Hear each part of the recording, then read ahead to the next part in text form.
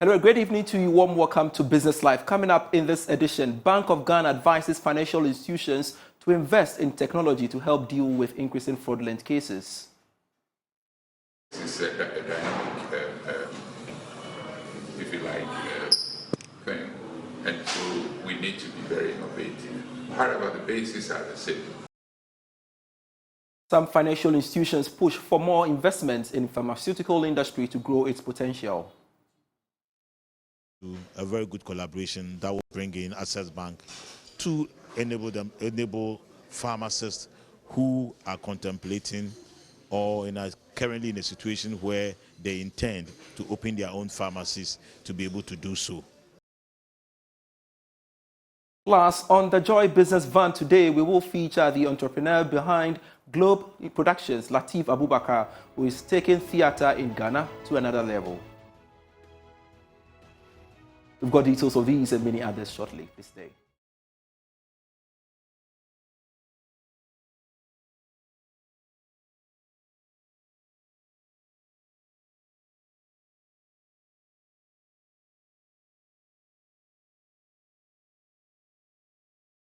Thanks so much for your company. I am Pius Kojo Baka. Look now at our stories. And the Bank of Ghana is urging banks and other financial services to increase investments in technology to deal with rising fraud cases in the banking sector.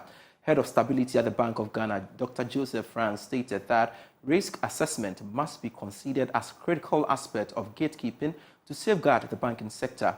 He spoke to journalists after addressing the opening of a 3-day enterprise-wide risk assessment training by the Ghana International Bank. The risk assessment training is organized for agent banks of the Ghana International Bank in other African countries to equip them with modern trends and risk associated with money laundering and other digital fraud. This is in response to increase in number of such activities recorded by the bank and other international partners. According to the head of financial stability at the central bank, Dr. Joseph France, investing in modern technology can help curb the situation. Risk is a dynamic, if you like, thing, and so we need to be very innovative. However, the bases are the same, whether manual or technology. You tackle the basis head-on, and then you'll be able to capture it. But it's good for us to also advance as the technology abounds, to have the requisite technology, the requisite models to deal with it. So we acquire the basic transaction monitoring models and to be able to tackle some of these. It helps if we can also invest very well in technology. Chief Banking Officer at the Ghana International Bank, Ophelia Atobra, underscored the need for the bank to impact new knowledge on risk assessment to its African partners. We are in the UK, we have upscaled, we are strong, robust, and we feel that we need to pass that knowledge on to the African banks. I think the recommendation really is to, try and obviously upscale their financial crime risk. We want to see ourselves as a go-to bank for them and give them the necessary knowledge and information. Obviously, it's a constant dynamic situation. Anything happens and then they're changing rules and regulations. We have the regulator talking to us day in, day out, giving us. So we use that to pass information on to our African respondents so that they are also up to.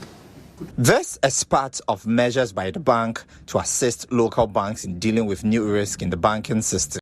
Eben Sabute's report for Joy Business. More within the space, and some financial institutions in the country have made a justifiable call to increase investment in the pharmaceutical industry. This, they say, will help Ghana develop a strong pharmaceutical market to reach other parts of the continent.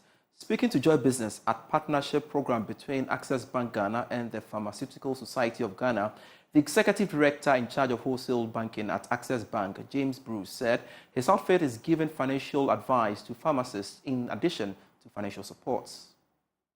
Generally, Ghana's pharmaceutical industry comprises of companies engaged in researching, developing, manufacturing and distributing drugs for human or Veterinary use. The industry is capital intensive, hence require a lot of funding. Speaking to Joy Business at a partnership program between Access Bank Ghana and the Pharmaceutical Society of Ghana, the executive director in charge of wholesale banking at Access Bank, James Bruce, said his outfit is giving financial advice to pharmacists in addition to financial support. Access Bank is having this partnership with the Pharmaceutical Society of Ghana as part of Monica, which is more than banking, which is aside from just banking, we should be able to impact the societies in which we are operating in. So we took this opportunity to partner with the society, essentially to give some financial advice. On this part, the president of the Pharmaceutical Society of Ghana, Samuel Kodonko, said Ghana has the potential to grow the pharmacy industry with the help of the required investment. The Pharmaceutical Society of Ghana is looking at a win-win situation for both the financial institution, which is Access Bank, and Pharmaceutical Society of Ghana, with specific emphasis on pharmacists who intend to expand their business or open new pharmacies. But there's a drive to help a lot of pharmacists to be able to open their own pharmacies. That's why you realize that from the topic, owning a community pharmacy and building a sustainable community pharmacy. And that cannot happen without a strong financial support. So we look forward to a very good collaboration that will bring in Access Bank to enable pharmacists who are contemplating or currently in a situation where they intend to open their own pharmacies to be able to do so.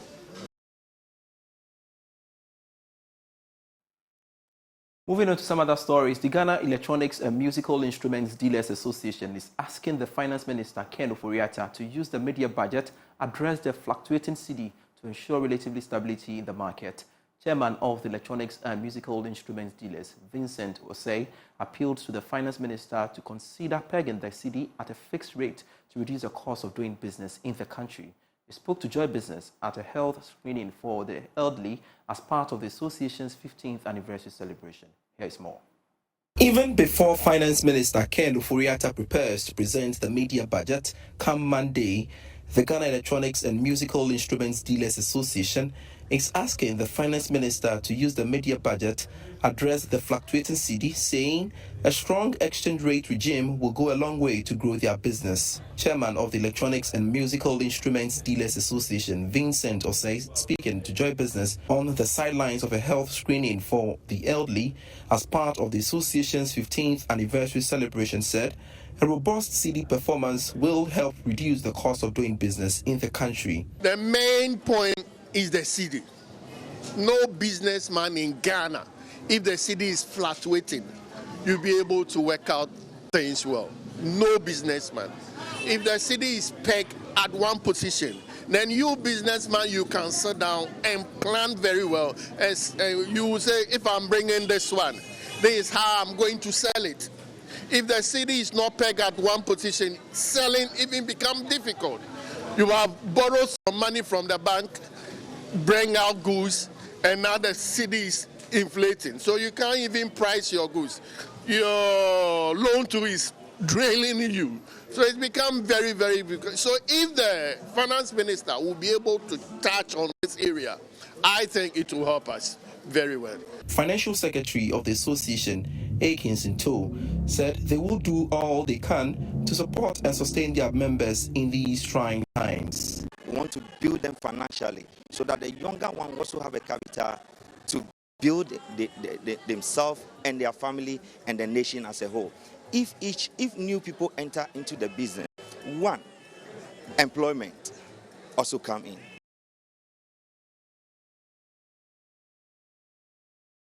Now, as a way of ensuring that local industries thrive, encourage high patronage of made-in-Ghana goods and reduce the country's over-reliance on imports, the Ghana Union of Traders Association is suggesting the tripod system. This approach ensures that manufacturers produce the goods for traders to sell, get paid by the bank, and traders pay back within a 60-day period. President of the Ghana Union of Traders Association, Dr. Joseph Obeng, was speaking in Tema after touring Avnash Industries Ghana Limited as a way of supporting made-in-Ghana goods. There is more in this report. Over the years, Ghana has put in place different measures to push local industries, but these are said to be far from achieving their target due to continuous reliance on imports. This is negatively affecting the country's economy and performance of the cedi, with groups such as Ghana Union of Traders Association GUTA being blamed. But GUTA has refuted this claim, saying it is in support of local production and has called for review of factors that make local industries less competitive. President of GUTA, Dr. Joseph Obin, disclosed this after touring Abnash Industries, which is into rice, oil, and soap production, with some members of the association. Dr. Joseph Obin believes it is time for Ghana to implement the tripod approach.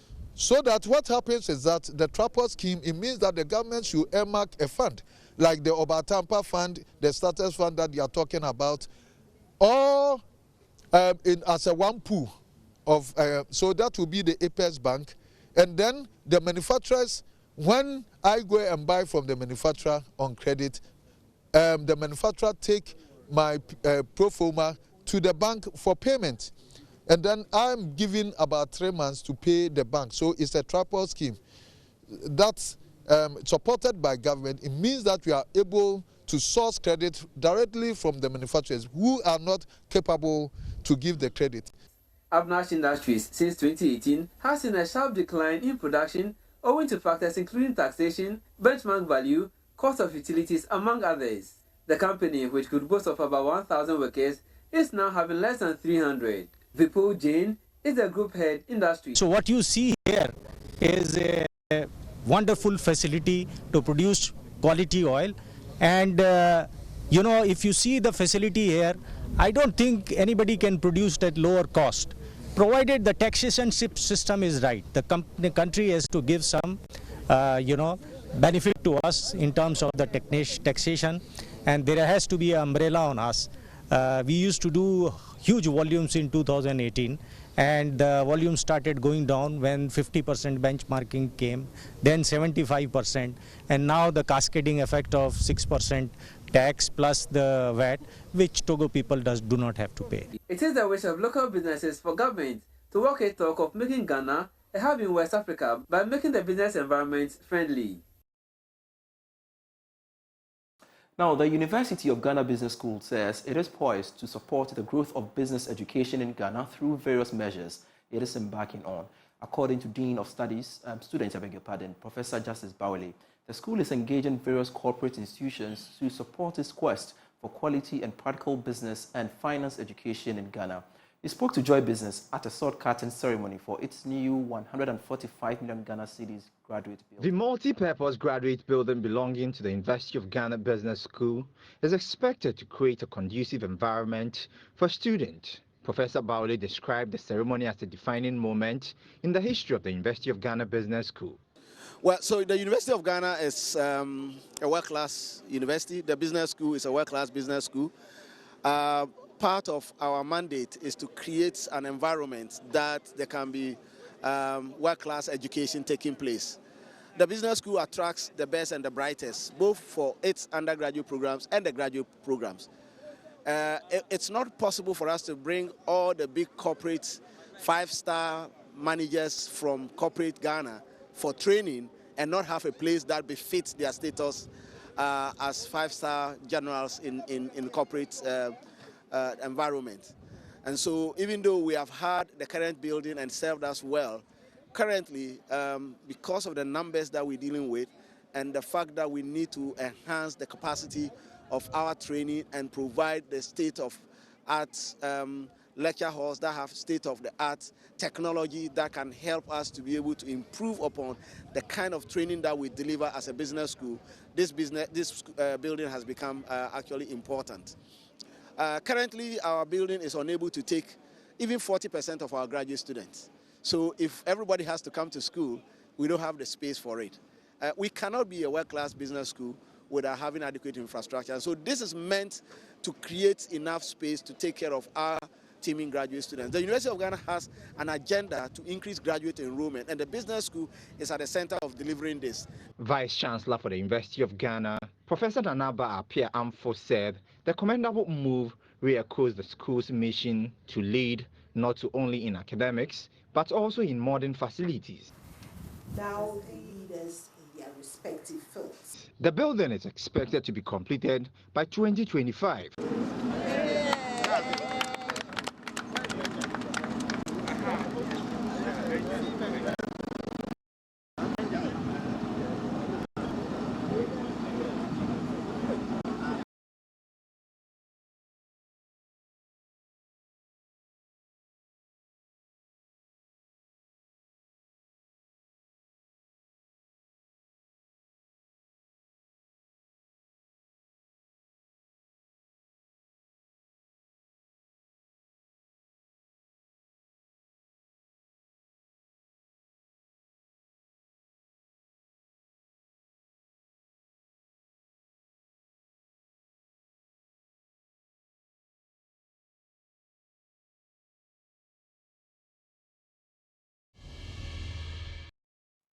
Hello, welcome back.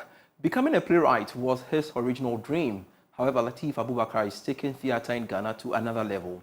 Today, the Joy Business Van heads to Globe Production, where Lateef and his team are not just producing plays to make money, but impacting society with their storylines. The Joy Business Van is brought to you by EcoBank, the Pan-African Bank, and MTN, everywhere you go. Hello, Joy Business Van. My name is Lateef Abubakar. I'm a playwright, project management author, and trainer. You're welcome to our office.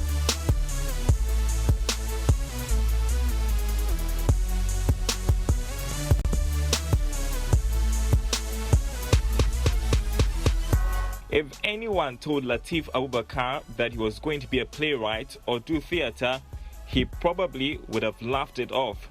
My love for theatre was driven by my passion for entrepreneurship. When we came out of school, we felt that we needed to be entrepreneurs and not to work for anybody. And so I set up a company to move into entrepreneurship. Basically, we call that company Jack of all trades. So whatever you need, we will provide for you. We started producing magazines for the halls in Legon. Magazines, T-shirts, and all the items they need to register new students on campus. So that's how we started. Along the way, Lateef and his team thought, why not pick up a product in the entertainment industry? Theatre at the time seemed less exploited. That was 2008. Nobody was doing massive theatre at the national scene. As at 2007, 2008, nobody was doing theatre. I mean, national theatre actually does some performances, but it's those dry kind of performance where you go there and you see just 50 people in a 1,500 auditorium or 100 people in a 1,500 auditorium. So we felt that let's commercialize theatre properly and then let's champion that cause. Globe Productions started work on his first play. You are asking me what I am doing here. If you don't tell me what is going on between the two of you, I will break your neck and...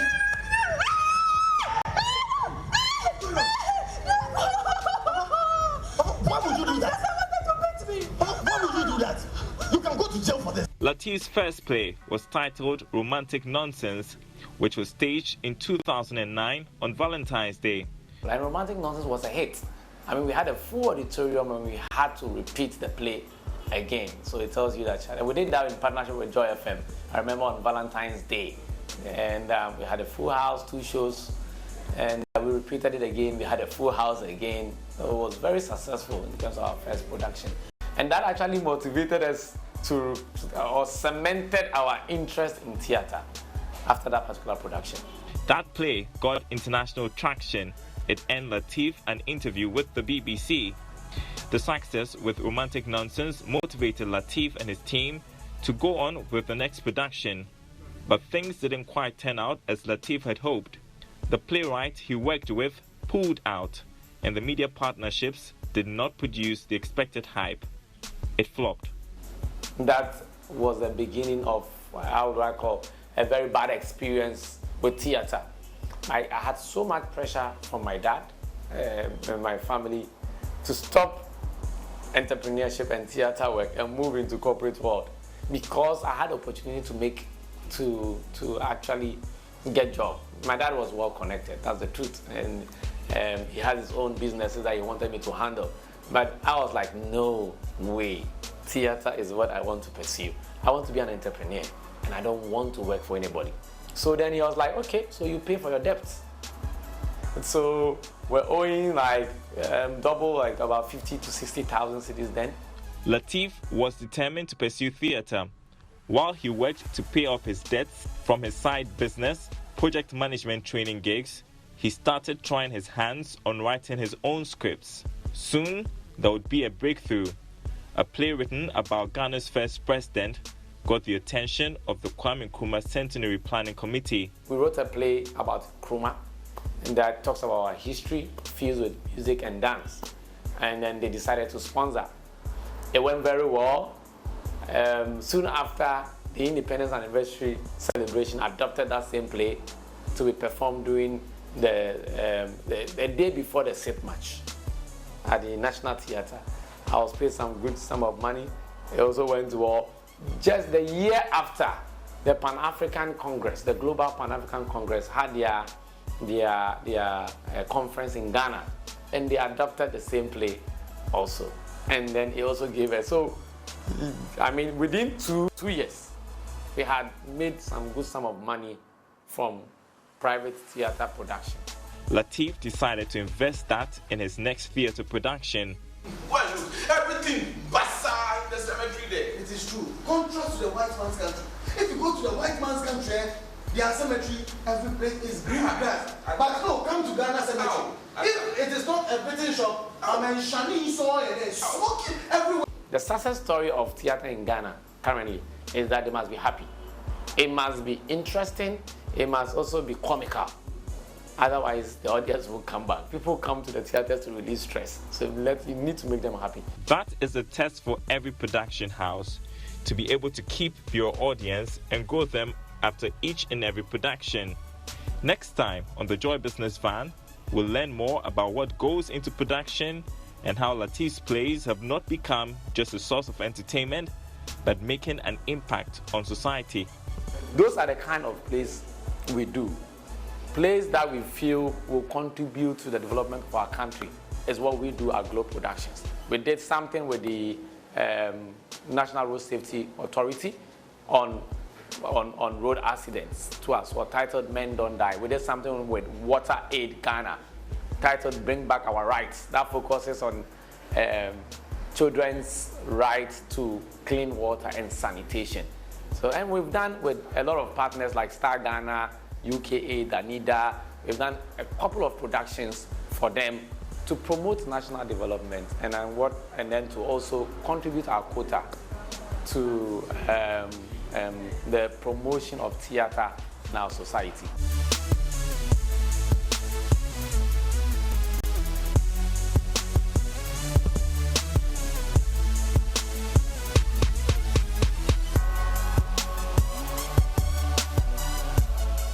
The Joy Business Van was brought to you by EcoBank, the Pan-African Bank, and MTN everywhere you go.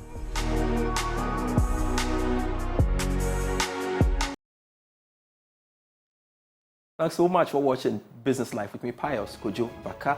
We leave you with some international business.